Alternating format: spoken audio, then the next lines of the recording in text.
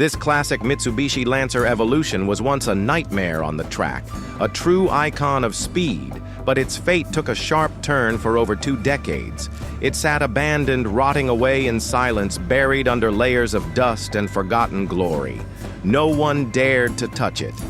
No one even dreamed of bringing it back until I found it. What stood before me wasn't a car. It was a corpse of what used to be. Rust had eaten through its soul, the body was dented beyond recognition, and the engine had long given up. But under all that decay, I saw something no one else did: raw potential, and a chance to awaken a sleeping beast.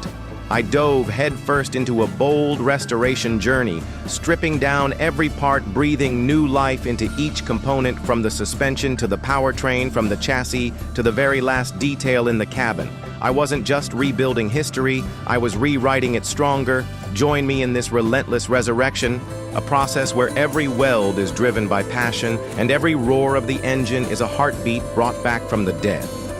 This is more than a restoration. This is redemption.